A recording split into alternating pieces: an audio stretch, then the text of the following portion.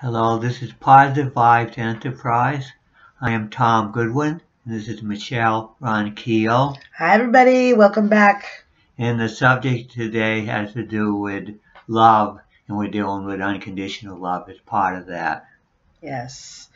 Unconditional love goes into a lot of what you mirror inside as love. Sometimes love is connected to the wrong toxic ideas and perceptions of what love brings you. Yes, the thing, when you're talking about unconditional love, a lot of times people will say, oh, your dogs or your animals love you unconditionally. They do tend to bond really strongly, and they tend to become family. And the thing with family is you have to commit to certain individuals because you have to, in other words, you have to have certain spirits. You have to have certain bonds with certain spirits that are really strong. That's what has a lot to do with your personality and who you are. And when you have children, they're going to have those bonds on automatically. They're going to say a lot about you because they're sort of like they're part of you in a way. And so it's very important when you have that kind of connection that you commit to that connection and you go all in. Yeah, it gives you practice on how you relate to people, how you relate to yourself, and the understandings of what is tolerant and what is healthy, what you will allow around you and what you will not. Unconditional love is letting go of the judgment of what the other person is walking. Because, I mean, you have to, in this world, it's very important to be committed to something, to go all in and to put but you have to make sure before you make a commitment Yes. that it's worth it. And of course, when you decide to have a child, you're making a commitment. There's no fooling around with that. And you're going to have a spiritual bond that's extremely deep.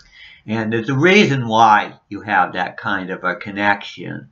And that's why the commitment is so important. We don't want people that do not commit in this world to something. You have to have that kind of commitment. But when I talk about love, I usually tell people you just don't throw your love around to just anywhere. It's like it's an investment. You want to make sure that what love you have brings the best results. That you're putting it into something that that it's worth putting your energy in. That you are like attracting to you what is important to you. Yeah, and when Tom mentions the commitment it takes like a child, you come in this world alone, you go out of this world alone. Your parents are there to show you the guidance of what their understanding level reaches. So in unconditional love, sometimes it means to see that the contrast is your understanding of what unconditional love tops over what your parents know. But who was going to teach them, right? If they don't know it, logically, they weren't taught how to be unconditional.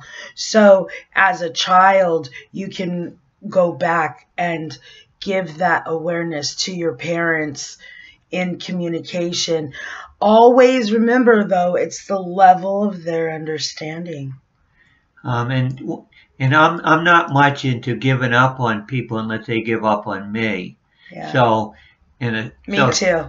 so because now my focus is the spiritual, so I believe everybody's redeemable, provided they're willing to make the effort, they have to do their footwork. And if they don't do their footwork, I can't invest in them because they don't value me if they're not going to do their footwork as to doing their part so that I will invest in them. Yeah, it's give and receive. The energies of unconditional is give and receive, give and receive, give and receive. And the healthy balance of making sure that energy is coming back in the investments of both people. Is really healthy and important. The commitment is important because there's always going to be flaws in yourself and others around. But the admitting, the voicing, the saying, I am trying to make myself better is so important to match with the actions of that. So you can always watch those in these situations. And it is so very vital to commit to yourself and understanding what you are getting out of it. What are you reflecting? Yeah. The thing is, a lot of your personality. I've developed astrology system, and a lot of your personality is a result of who you're connected with, who you are strongly connected with. Yeah, birds of a feather. And I actually believe that when you die, what's going to hold your spirit together between lives before you move on out, go on to your next life, what's going to hold you together is your bonds to other human beings or other spirits, other incarnated spirits elsewhere. And a lot of those incarnated spirits, I would believe, could be anywhere in the universe, because I believe in reincarnation. Why am I believing reincarnation? Because I believe that the reality we're in right now is very vital to put all your energy in and all your commitment in. And it's a puzzle piece. It's a puzzle piece. So the idea is you've got to understand that any future reality is going to be very similar to the type of reality in right now. Therefore, you'll respect the reality in right now. And that's the type of reincarnation I believe in, which is you will continuously move to habitats that are similar to the habitat you're in now. So you better do everything you can to be good at handling the habitat you're in right now. So and I have my spiritual theories all developed for one reason: for us to become really good at mastering the reality we're in right now. That's so right. That we can change the reality we're in right now to make it into a better one. Have that level of commitment to this reality that will make a difference and will change this reality and make it a lot better one. And the reality we're in right now is not really in that good shape when it comes spiritually. We're in the dark ages of spirituality awareness and what is needed. The understanding of unconditional love of yourself and knowing the knowledge, like Tom is saying, that is collected, moved forward, and still gained into the involvement and unfolding of your energies. So understanding what you're dealing with in issues and knowledge right now in this life is going to better your success going forward after this life. But also the most thing that I hold dear is the fact that this is boot camp hell life, and I want to learn how to evolve the best, the wisest, the strongest, the hardest, the toughest. I want to get that A+ for myself, and that's the motivation of experiencing that unconditional love for myself. And yeah, well, you have to be committed to yourself. You have to have unconditional love for yourself. Yes. And commitment is so important in this world, that you're able to put forth your energy to make a difference. And what you love is what you're going to draw to you. So you got law of attraction. So you got to love the right things. You got to invest your love in the right things. You got to figure out what will be the best for you. And yes. Therefore you want the type of relationship that'll work the best for you. So therefore, before you commit to a relationship, make sure that it is the type of relationship that will be healthy for you, will be good for you. And that's going to nurture your love and your energies that you pour back out. Because seekers of the spiritual know that in the passion that runs the spirit, you're going to want to give out more as you receive more. It's just one of those levels. More energy comes in, the more energy goes out. And as you develop the right qualities in yourself, you love the right values. Now, I keep talking about spiritual theories. We have to have the right kind of programming.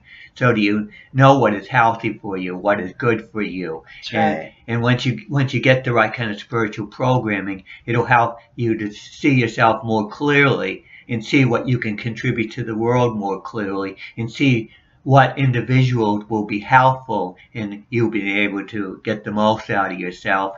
And then, you'll be able to work with the individual that not only get the best out of you, but you get the best out of them. I mean, you want it to be you always want a relationship to be two-way. You don't want it to be all just for you. And of course, if when you get really developed spiritual, it'll be automatic that what's best for you is best for the other person too, if you can have a good relationship going. Yeah, and I think that it's a good time to mention that love hurts. Love is painful. And giving that unconditional love to people, that investment takes courage, takes bravery, and takes the focus to understand those universal laws of doing unto others as you've done to you. Actions speak louder than words, and give and receive. If those actions are matching what they're saying, then you can go forward into the investment, into the energies, because as you want those actions to be shown and to match what is said and promised, and showing and giving that energy, because you are relying on them. It's a give and receive. So your weakness is their strength, and your strength is their weakness. So that has to be solid. Our reality is very rough and is very challenging. But the thing is, you have to love our reality for the value it provides. Now, pain is part of our reality. Oh, yeah, it is. It's challenging and it's rough. But no great athlete, nobody can achieve a lot. Nobody can can really contribute an awful lot to this world if they can't handle the pain that's involved in growing and developing. I tell people that the karate champions or the people that are really good at sports or whatever, they hurt their body, but they don't hurt their body to the point that they damage it. They keep hurting it so it gets stronger. They feel the pain, and the pain gets them stronger. So it's like the sore muscles make the muscles stronger. The bones get stronger because they get banged a certain amount, and each time they get banged, they heal stronger, provided you don't break them. And even if you break them, they'll a lot of times heal stronger. But but breaking them can be a little bit slower progress than if you just damage them a little bit and then they heal, and damage them a little bit and they heal. Like the karate person breaking the concrete blocks. That what they're doing is they keep hitting those concrete blocks, and their bones get stronger and stronger and stronger over time. Right. And that's the nature of pain. And you cannot develop that really good ability to read your body that's involved in being an athlete, or getting the most out of your body and knowing how to go on the fine line if you don't have that ability to deal with pain really well. Yeah, spiritual and emotional pain is said to be worse than physical pain, and I believe that as well. So if logically the building of the muscles and the understanding of the intense pain it takes, emotional pain as well needs to be fought with strength. It needs to be faced with that persistence. And the thing is, with unconditional love, what do you do when your loved one's in pain, has a strong emotional pain? Are you going to say, I don't like pain. You get away from me. I don't like pain. What you have to say is, I value I value pain, and I understand the positive side of pain, and I'm going to help that person heal, because pain tells me that person needs healing. Pain is there for a reason, and pain has value. If I didn't appreciate pain, I wouldn't be able to help people and help them heal and help them become better. That's right. In other words, if I feel pain, I'm supposed to say I'm growing. I'm learning to have more empathy for other people. I'm learning how to tune in and become more sensitive. Because how can you be sensitive if you don't feel? And pain really makes you feel, and it can make you feel it could be the most Yeah. challenging way it makes you feel, but you have to feel in this world. If we're going to change this world and make it a better one, we can't be tuning out pain, because we'll be tuning out all these terrible problems and all these people being abused and all. Yeah. And we have to be able to handle it. There's negative pain, there's destructive pain, which means when somebody is being destroyed or being abused and being traumatized and being set back, that is abusive. But that doesn't mean that once the person gets that pain, they can't turn it around. They don't have to continue the cycle of abuse, and because they were abused and traumatized, they abuse and traumatize other people because they don't like, they want to pass the pain on in a negative way. Yeah, the blame game and all that good thing. I think that what's important also, we go back to unconditional love of a support system, of a positive rap, a positive person or group that you feel comfortable with to let out the emotions. Emotions aren't not made to be held in. It's not made to be denied. It's not made to be blamed on something else. It is to be feeling it, understanding the pain, accepting it, and coming to terms. And also, when you get it out and share, you feel better just to share it and vent it out. And that is also releasing that emotion, and goes into the unconditional love that people are there and will support you.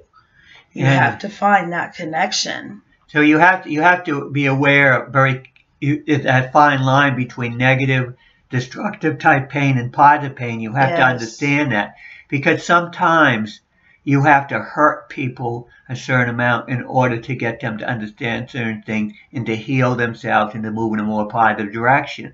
So sometimes there's pain involved in moving people into a better direction, but you have to do it with love and with the understanding and knowing that it's for their best, that they empathy. With empathy and understanding that you know that they have to feel something. It's like when the person is holding these things in, and you sort of like, you let them know that they have to express it, that they have to feel it, and you bring the pain out in them by being open and talking about subjects related to the pain and all that stuff.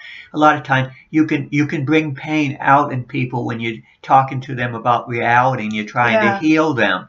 But so you will have to deal with pain, and you have to make sure that you're doing it with the intent of healing, of making them healthier, that you're trying to get them to become aware of certain things so that they can grow and heal, rather than, because when you deal with an abuser, a person that's traumatized and an abuser, a lot of times they don't know that they're an abuser, and once you let them know, it's going to hurt them, but they will grow, and they will then be able to heal themselves. If you don't feel it, you can't heal it, and that's what's so important. Right. And the thing is, what you actually create your own pain, you create your own feelings. Your body is part of you and your spirit, and you create that. So you can handle anything that comes your way, anything your body creates. You can handle it, but it will challenge you to the utmost because it'll be as strong as you are. But you can handle it. You just have to learn the techniques and the process of doing it, but you can do it. Another thing that's important to realize too is by voicing out your emotions to others, someone close, you're allowing that person to say, I relate, I show you empathy, because it's that give and receive. Most of the caregivers out there are so used to giving, they forget that receiving part is the reassurance that it's okay. I recognize your pain. I understand that what you went through was horrible. But I am here to say that your light is beautiful. Your independence is beautiful. And reassure yourself and others that that independent light can. Well, one of the reasons you need to, spiritual professionals need to be able to handle pain really well, if they can help the person to they can bring out the pain, and at the same time, they can make it easier for the person to express their pain and deal with the pain, because the fact that they can handle the pain better makes them able to help the person to face their pain and to heal. In other words, you're not going to you're going to actually make the process easier if you're able to handle pain real well. Yes, for sure. And that's what you want to do. You want to, when people are in pain, you want to be able to make the pain easier for them because you understand the value of it. And because you understand the value of it, you'll mollify it a little bit because you're so good at dealing with it yourself. And then actually, once you get to a certain level, you don't want anyone to take the pain away because that's your strength. Because that pain turns you into strength. So when somebody comes to me, I've been into a car accident and says, I wish I could take away your pain. I'm like, no, that's my strength. I want to keep that humble gratitude for what I've experienced. And healing is like a plant.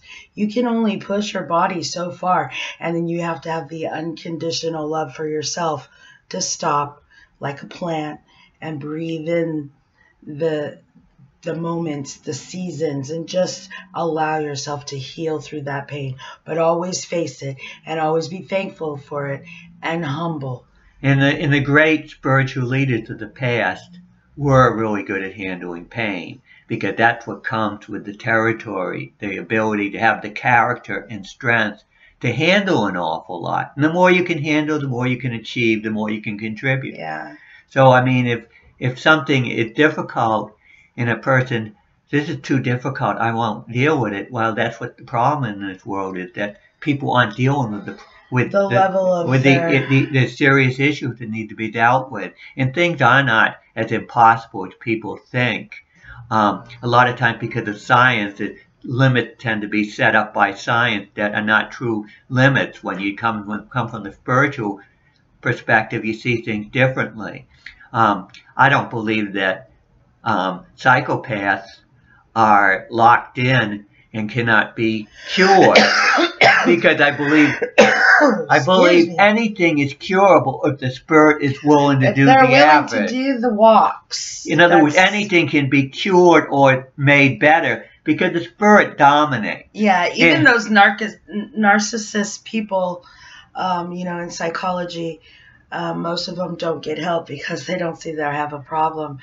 And sometimes what psychology does is they create when they're talking about the label, they make part of the label the behavior so the person can't escape because what they're saying is this person that's a psychopath is permanently the way they are because they are permanently going to be this behavior. And the thing is that is not necessarily true. The behavior can change and the brain can change. And even if the brain doesn't change, it can develop a conscience. So therefore, it will be able to behave in a good way based on how they operate.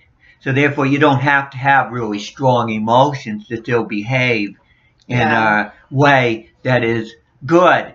And the thing is, it's not good for you to behave badly because there are bad consequences when you behave badly. So once you develop the attunement spiritually, you have the right spiritual programming, you'll know that what is in your best interest is to behave in the best way to contribute to making this world a better place. That is what you'll learn. You're not going to be caught up in doing these things that have to do with desires going crazy and all that other stuff. I mean, that's what the problem with our society is that we have emotions and desires have a tendency to lead people in unhealthy directions. They do not need to do. You can develop a conscience and you can develop the spirit, you can have the spiritual program that will direct yourself towards being healthy. And if things are difficult or painful when it comes to getting healthy, you'll say, I'll put up with that because I'll get stronger and I'll get good results and I'll feel a lot better about the situation. You can feel better at the same time as going through pain. You can at the same time feel good because you know you're going in the right direction. I mean, they talk about these explorers and all. They may be going through very painful ordeals, but they're doing it for a good reason, so they feel good even though there's pain involved. So the understanding that the unconditional love that wraps up into the views of this topic,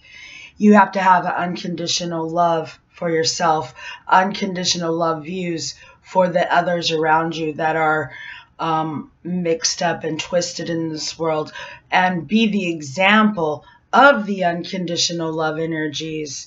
And that will do very well to help change this cruel world that we're living in. Well, I'm talking about commitment, but I know when spiritually, when you're trying to work with people, you're not necessarily committing for life, but you want to always help people in the way that you can help people. And as far as their level of understanding goes, you can only go so far, and then that's it. But once you hone in on the spiritual understanding of unconditional love, you can know when to jump off the train, when it's time to move on, and when it's time to keep on with the commitment, because commitment is so important in that unconditional love, as long as that fine line is there and you're not getting hurt or having toxic energies. And I'm used to dealing with really extremes in my life and all, so that's why I talk about people that have extreme conditions not being redeemable. Because to me, you want to improve this world. Anytime you help anybody improve, you improve this world. That's right. And anybody that's willing to improve, I feel like if your focus is really spiritual and you can help them to improve, you help them. It doesn't matter who they are, and you don't get this attitude that that they cannot be helped, because the only thing that stops people from being able to improve and help themselves is the willingness to do it. And also the belief and hope from somebody else believing in them. So they're believing in them, then they're having the energies of someone else believing in them, and it feels good, and then it motivates them to change. So everybody needs a little reassurance. We're all spirits, and we all can move in a more positive direction. Yes. There's nobody that is hopeless. And and that's where, when people believe they're hopeless, of course they're going to give up. And that's what you don't want. You don't want people to feel like they're hopeless. So the unconditional love energy is very vital. The commitment is very vital for the bonding and the reassurance of not only ourselves, but others that are walking in this cruel, cruel world. Okay, so this is Positive Vibes Enterprise. The subject has been love, and we've been dealing with unconditional love. And of course, there's lots of ramifications we covered. We appreciate you watching. Yes. Please subscribe, and please spread the word about us, because when you're dealing with, we're sort of like a new movement, and a new movement needs to get a lot of word of mouth, because it's very hard to get something new started. Yeah, and so if you don't even understand something, that's why we want to challenge you to say something, voice up, leave a comment. And you don't always have to understand everything. That's right. That's how you learn. I don't understand everything. Nobody understands everything. That's right. And the person that learns the most is the person that's willing to listen and just take in what they understand. And also voice out things that they don't understand, because I know nothing.